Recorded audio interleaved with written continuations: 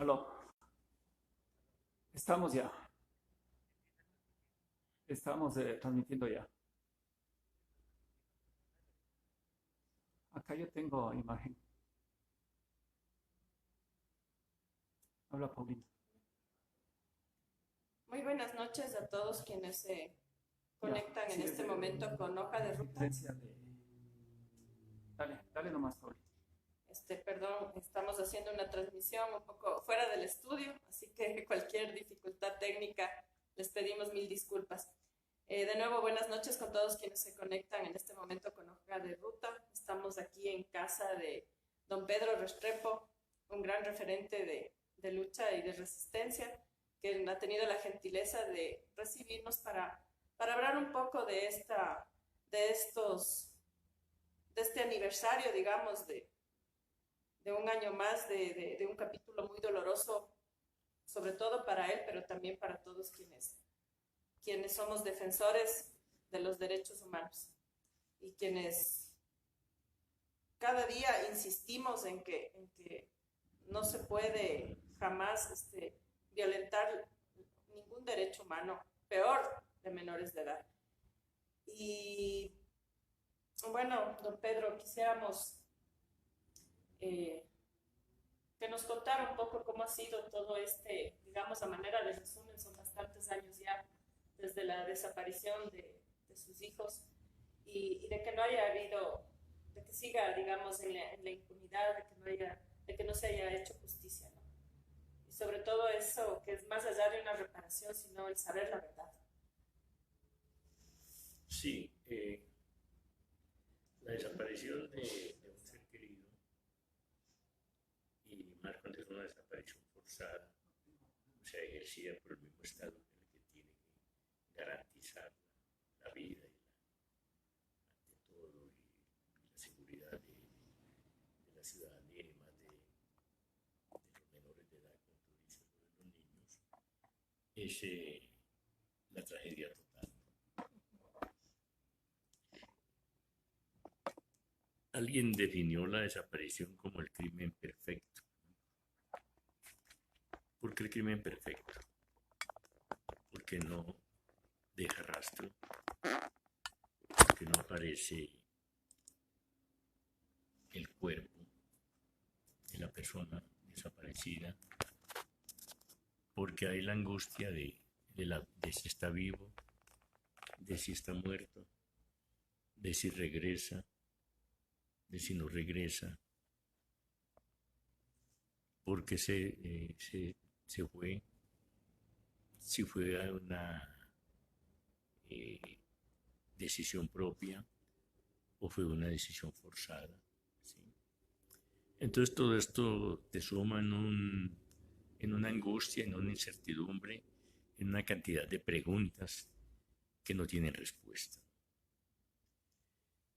A tal punto que tu vida normal, todos tenemos una vida normal, en cierto modo la vida de todas las personas, de todo el mundo, es una rutina que en una u otra forma se repite, ¿no?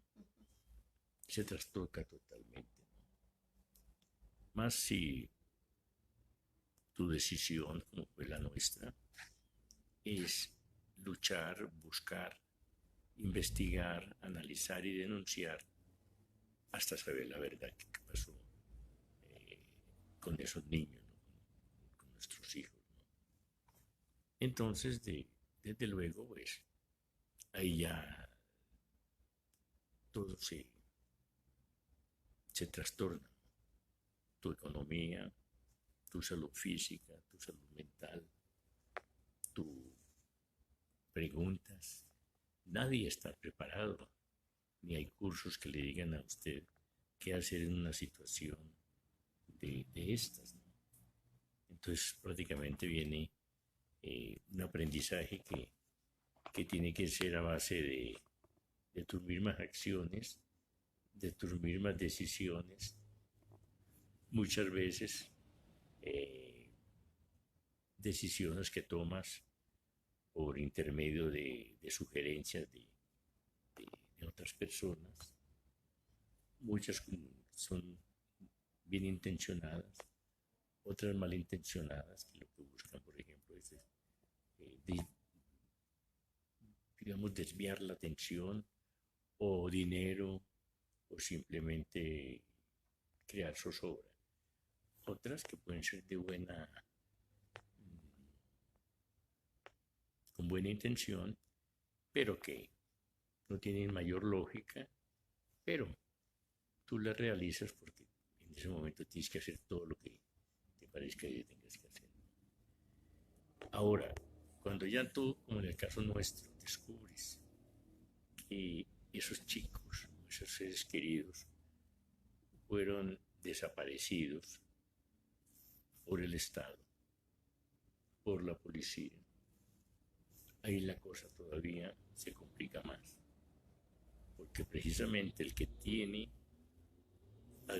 ¿a quién acude usted ante una desaparición? Ante las autoridades, ¿no? Ante la policía o ante los fiscales, bueno, las autoridades, ¿no? Sobre todo la policía.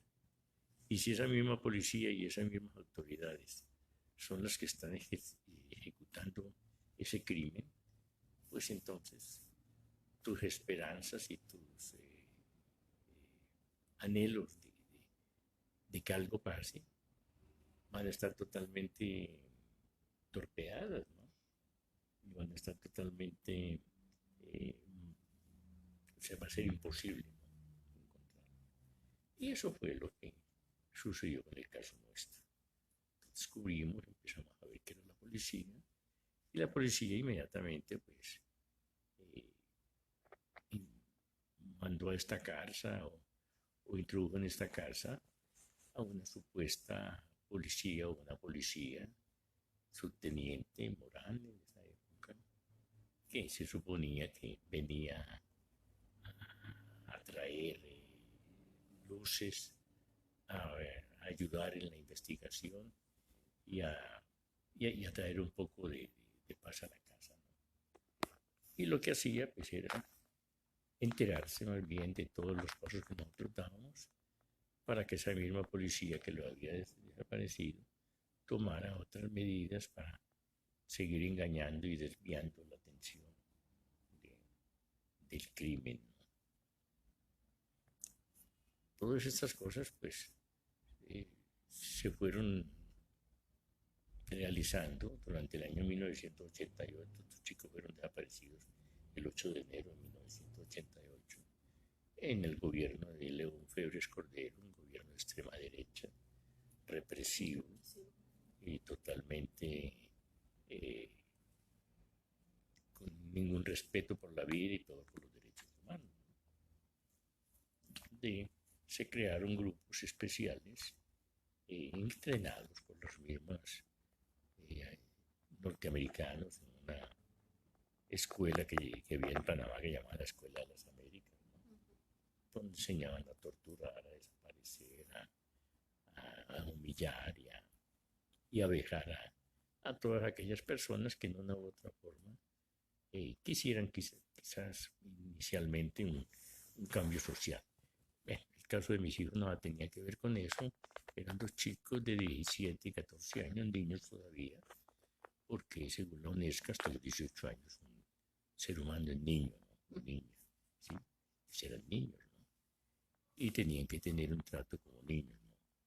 Bueno, precisamente porque los secuestraron, porque eso no es detención. Si usted lo detienen, pues se supone que tiene derechos, ¿no? A una llamada telefónica, a un abogado o pues a una apelación de ver qué pasa y defenderse. Pero no, aquí fueron secuestrados porque los chicos no les permitieron una llamada por teléfono y bueno, hicieron con ellos lo que les dio la gana y es lo que todavía, digamos, está por aclararse, ¿no? Y que la policía y el Estado ecuatoriano, después de 32 años, sigue manteniendo en secreto, ¿no? Un secreto de Estado y lo que nosotros pues estamos y seguimos reclamando. Bueno, han pasado muchas cosas a base de nuestra lucha, de nuestra denuncia. en la Plaza de la Independencia, que la iniciamos en la primera semana de marzo de 1989, ¿sí? Apoyados y acompañados por organismos de derechos humanos como la CEDU, la hermana El Simón, la hermana Laura Glyn y personas buenas de esas instituciones, y luego que se fueron sumando artistas, organizaciones sociales, gente de izquierda o gente progresista y otras familiares que también tenían personas desaparecidas o que habían sido torturadas o vejadas o maltratadas por el régimen de Febres Cordero. Entonces, bueno, se fue formando ya un grupo mayor hasta que ya el Estado, que al principio pues nunca nos paró Que bolas. pretendía dejar como un caso aislado, ¿no? Sí, nos veían ahí. Además ya la policía pues había hecho su trabajo de mantenernos callados durante todo el 88 con la moral y al mismo tiempo pues hablar de que el caso de esos niños había sido un caso de narcotráfico, que éramos colombianos, como colombianos pues ya teníamos el remoquete, éramos narcotráficos. Entonces, todo eso son cosas que fueron calando en la sociedad y en un principio pues la gente no solamente que no nos apoyaba, sino que más bien nos insultaba en la plaza, ¿no? Bueno, ahí seguíamos estoicamente resistiendo, hasta que al ver que pasaban los meses y la familia seguía saliendo todos los miércoles, ya un poquito empezó la prensa como a interesarse, ¿no? Ya era algo que llamaba la atención. Vino el año 1990, sí. Ya teníamos ahí prácticamente un año de estar en esa plaza. Y llegó un 8 de enero del año 90, ya eran 2 años. Y nosotros dijimos, bueno, son 2 años, no vamos a estar las 2 horas ni las 3 que hemos estado siempre los miércoles. Vamos en este día, pues es ya un aniversario más, vamos a estar todo el día, ¿no? Y coincidió que ese día era el saludo protocolar de los cuerpos diplomáticos, ¿no? Y entiendo que también de las Fuerzas Armadas, las Fuerzas Policiales, un saludo protocolar de comienzo de año, ¿no? Que se acostumbra en los países, ¿no? Y bueno, fueron todos a Palacio y de pronto parece que ya empezaron allá a ver comentarios, bueno, estamos entrando acá y vemos que hay gente con pancartas hablando de niños desaparecidos o desaparecidos. Y eso es muy raro porque el Ecuador nunca ha figurado como violador de derechos humanos, ¿no? A esa época el Ecuador era considerado una isla de paz, o sea que no pasaba nada, ¿no? Y no había ninguna informe ni de la OEA, ni de la ONU, ni ningún organismo internacional hablando de violación de derechos humanos en el Ecuador, ¿no? Pero resulta que los SIC de esa época, Servicio de Investigación Criminal, que lo llamaban, que nosotros empezamos a llamarlo Servicio Criminal de Investigación, era prácticamente como un campo de concentración, ¿no? Donde todo el que caía iba hacía con él lo que le diera la gana y nadie protestaba y la prensa no se enteraba, o si se enteraba no lo decía. ¿Cómo vamos a decir que este país se violan derechos humanos o hay violencia? Esto es una isla de pan, ¿no? Y eso se acostumbra. Además que el gobierno también se encargó de una propaganda, digamos, de que eran delincuentes comunes, de que eran terroristas, y entonces era como más bien un gobierno que defendía a sus ciudadanos. De hecho, hasta ahora uno encuentra a veces en las redes sociales gente que todavía avala, digamos, el terrorismo de Estado, más bien desde de León Febres Cordero, que realmente llenó de terror al Ecuador, ¿no? O sea, yo tengo memorias, por ejemplo, de carros saliendo de la universidad central entrando carros militares y saliendo, jalando de los pelos, metiendo al carro a golpes a estudiantes universitarios y realmente después no se sabía qué pasaba con ellos, ¿no? La entrada igual, tiros en la Escuela Politécnica Nacional, esa era un poco la lógica, ¿no? Y esta persecución, digamos, permanente sobre todo de los miembros de Alfaro Vive, pero también de otros activistas, digamos, de izquierda, a los que igual en la Comisión de la Verdad que se hizo en el gobierno del expresidente Correa, pues empezaron a sumarse un montón de relatos, de historias, y de testimonios que dan cuenta de que en realidad ahí había una represión brutal y todo con un respaldo institucional desde el gobierno, ¿no? Desde las autoridades. Claro, y con la propaganda, ¿no? Entonces ese tipo de gobiernos de extrema derecha crean ese enemigos, ¿no? Y usan ante todo el miedo. Entonces el miedo, qué sé yo, al cambio social, o al comunismo, o al socialismo, ¿no? También el caballito de batalla del tráfico de drogas, ¿no? Que es una cuestión manejada por los Estados Unidos, pero el único fin que tiene es meterse en estos países a hacer lo que ellos siempre hacen, ¿no? O sea, estar interviniendo y de tal forma que puedan seguir ejerciendo todo su control que tienen, ¿no? Saqueando los recursos. Exacto, entonces eso, con la propaganda del Estado y muchas veces también ampliado por medios de comunicación, crean en la gente un convencimiento de que detener, torturar, desaparecer o aniquilar a las personas que en una u otra forma nos quieren cambiar el modo en que vivimos, ¿no? Que se supone que tiene que ser eterno, ¿no? Entonces, la gente es cómoda o un poco ignorante también y se cree todas estas cuestiones. Ahora, lo grave o lo más grave de estas situaciones es que no solamente se persigue o se controla o se detiene o se violan los derechos al enemigo que se tiene en ese momento, por ejemplo, el subversivo, o el que está en cuestión de tráfico de drogas o la persona que es delincuente, ¿no? Sino que como la policía no tiene ningún control,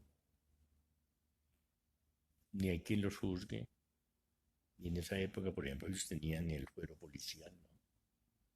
Y los militares el fuero militar, entonces cualquier denuncia contra ellos ellos mismos se juzgaban, ¿no? El fiscal era policía, el juez policía y el defensor policía, ¿no? Entonces la impunidad era total, ¿no?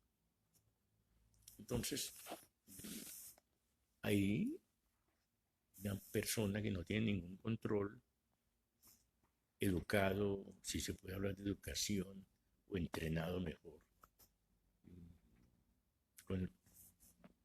militarmente, ¿no?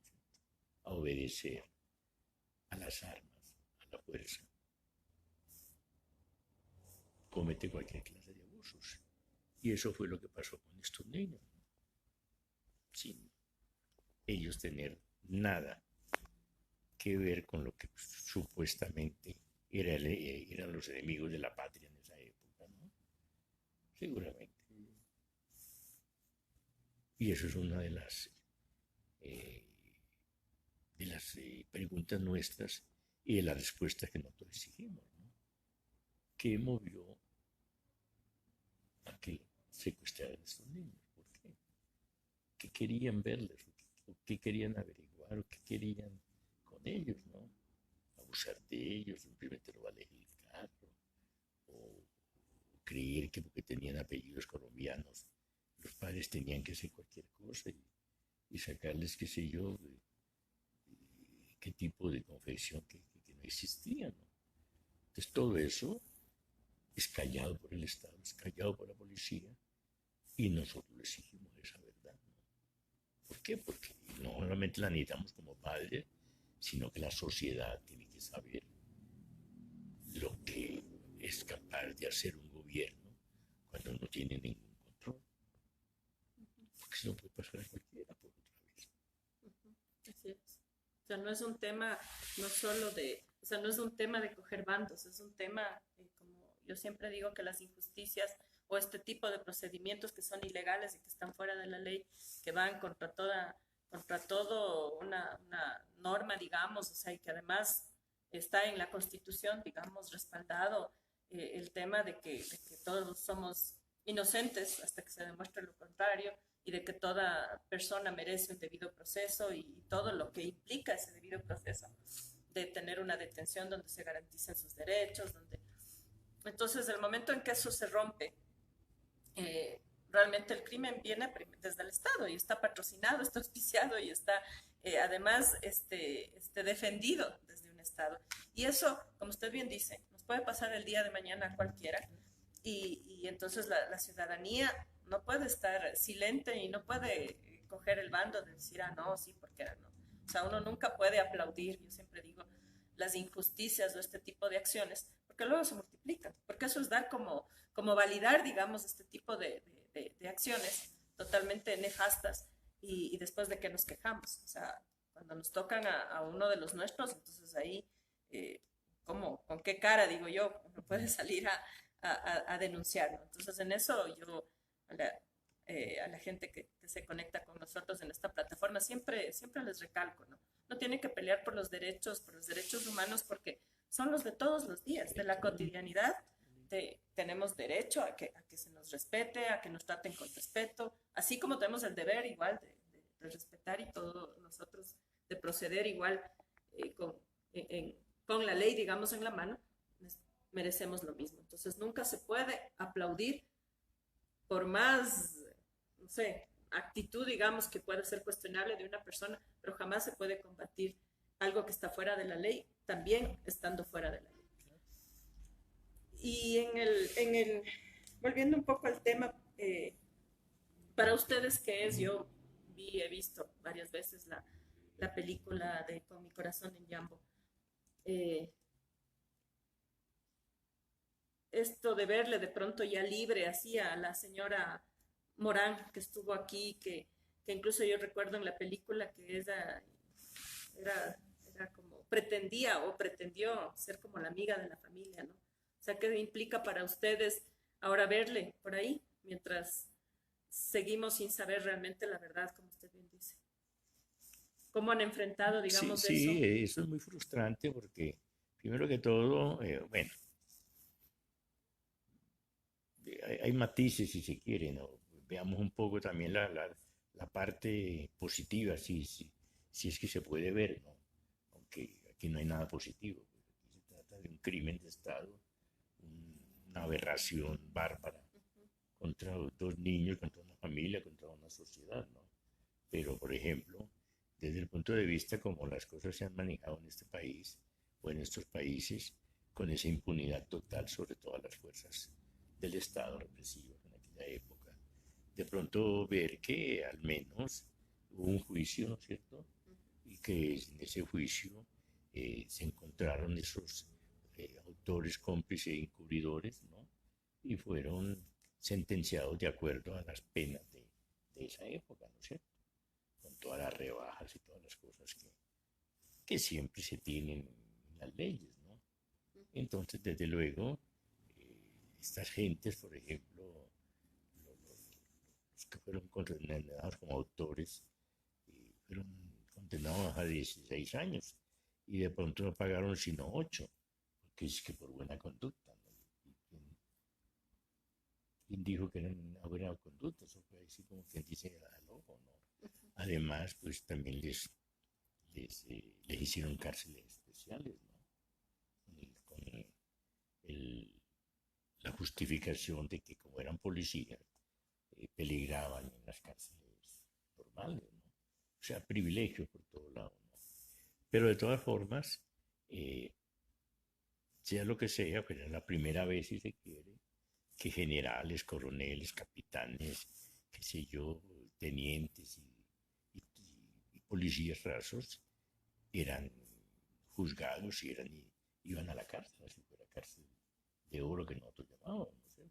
Entonces ya era como un romper, ¿no? de un privilegio. Después, paralelo a eso, pues se creó jurisprudencia, también desaparecieron los fueros policiales, los fueros militares, ¿no? Que son, a mi modo de ver, progreso, ¿no? En la civilidad de un país. Pero el problema nuestro, la tragedia nuestra está vigente, ¿no? Los cuerpos no aparecen, la policía sigue negando esos cuerpos, la verdad total que necesitamos, que pasó el 9, que pasó el 10, que pasó el 11, ¿no? De los chicos los tuvieron en diversos sitios de detención, ¿no? Policiales. Y, y qué hicieron ahí, qué otras personas estuvieron ahí, ¿no? Y digamos, la judicialización de esas personas, de otras que son muchos, ¿no? Que estuvieron implicados en este crimen, ¿no? Entonces, por eso nuestra lucha son 32 años y seguiremos denunciando y seguiremos exigiendo y seguiremos pidiendo esos 3 puntos fundamentales que en este momento no tienen una respuesta, ninguna respuesta, ¿no? Del Estado. Ahora, la película, ¿no es cierto? Yo creo que la película es muy ilustrativa por muchos aspectos. Y ha sido un medio, ¿no? De la lucha de la familia Restrepo. Ya, o sea, la lucha continúa, pero por otros medios, como me dicen. Antes la lucha era en las calles, ¿no es cierto? Era a través de las entrevistas, a través de la prensa que se interesaba en lo nuestro, a través de cartas, a través de manifestaciones constantes, todo esto, ¿no? Pero bueno, los tiempos van cambiando y viene, digamos, esta película, que fue muy bien hecha y muy bien documentada. Entonces, se empieza a presentar la película en colegios, universidades, en cabildos, en la juventud, donde sea. Y tenemos ya la oportunidad de hacer foros referente a esto. Y de pronto los chicos que ni siquiera habían nacido en esa época, que están de ciertas edades hoy en día, van descubriendo una parte muy grande de la historia del Ecuador, ¿no? De inequidades y de violaciones graves de derechos humanos, ¿no? Como en el caso de mis hijos, de también la cobardía del poder, ¿no? De cómo pasando presidentes y ninguno fue capaz de poner a la policía en su sitio, ¿no? Entonces, eso yo creo que es didáctico. Lo hemos visto cómo la gente queda timbrada, queda impresionada y queda con puntas, pero al mismo tiempo con muchas convicciones también de respeto, ¿no? Pues sí, pues usted es un gran referente de lucha. Yo creo que siempre recordamos, ¿no? Cuando yo recuerdo muchas veces que pasé por ahí por la plaza y le veía a su esposa, a Luz de Elena. Y claro, todo lo que pasó, porque como usted bien dice, esto no fue solo un tema de, bueno, desaparecieron, sino todo lo que implicó, ¿no? O sea, es realmente una tragedia, porque yo creo que nadie en el mundo puede quedarse tranquilo cuando no son a sus hijos menores de edad. O sea, creo que uno pierde la cabeza realmente por buscarlos, por saber. Y en este caso, después, además de descubrir que fueron engañados, que fueron incluso utilizados y todo, o sea, realmente son como demasiadas cosas, ¿no? Y usted lo ha enfrentado, realmente que usted esté aquí sentado, realmente es de demostrar del acero del que está hecho, ¿no? Igual, o sea, yo me imagino que para el resto de la familia, en el caso de María Fernanda, por ejemplo, también tener que ver esto y crecer, digamos, con una tragedia a cuestas, ella todavía muy pequeña. Entonces, realmente nosotros queremos nuevamente ratificarle que la admiración, la solidaridad, sobre todo la solidaridad ante estos hechos, y también sumarnos a ese pedido de justicia, de que se diga la verdad. Yo recuerdo que alguna vez leía algo sobre los familiares de los detenidos desaparecidos en Chile, y algo que a mí me parecía así, me impactaba mucho, es que ellos decían, no queremos nada más, solo que nos pidan perdón. Con eso ya nos sentiríamos aliviados, porque no nos los van a devolver, pero por lo menos que reconozcan, ¿no? O sea, decir, pero ni siquiera eso han tenido siquiera esa valentía, ¿no? Y fíjese usted que yo el otro día veía, a propósito de las manifestaciones de octubre, y yo no me había enterado que los de la policía se hacían llamar los caballeros de la paz. No me había enterado. Y realmente, o sea, yo como digo, es una broma de mal gusto, ¿no? ¿Cómo pueden ser caballeros de la paz? Gente que sale a reprimir, gente que sale a volar ojos, porque eso es lo que ha pasado aquí, lo que pasó en Colombia, lo que ha pasado en Chile. La nueva moda. Gente que tortura en las calles, gente que desaparece.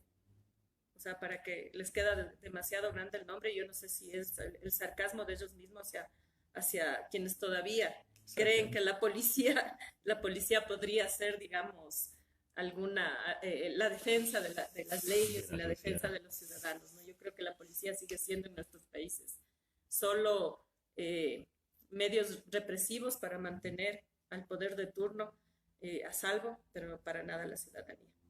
Y entonces, ante eso, primero agradecerle habernos recibido aquí en su casa, darnos este tiempo, de nuevo ratificarle nuestra solidaridad y ponerle a las órdenes a hoja de ruta para que usted pueda seguir también denunciando, exigiendo todas las veces que sea necesario, porque creo que todos queremos saber, tenemos derecho a saber qué pasó con los hermanos Restrepo.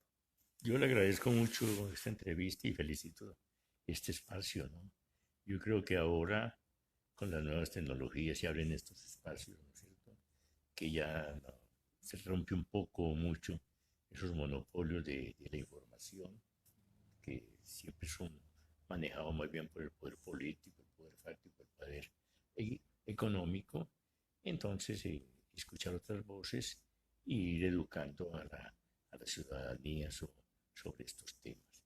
Y usted lo dijo muy bien al principio, estos temas de derechos humanos no son entelequias, no son cuestiones ahí de académicos o de simplemente de declaraciones de organismos o de instituciones, ¿no?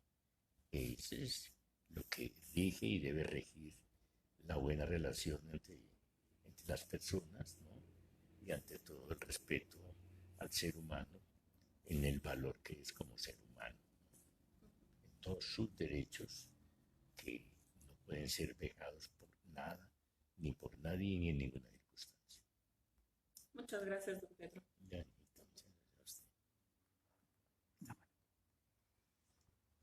correcto.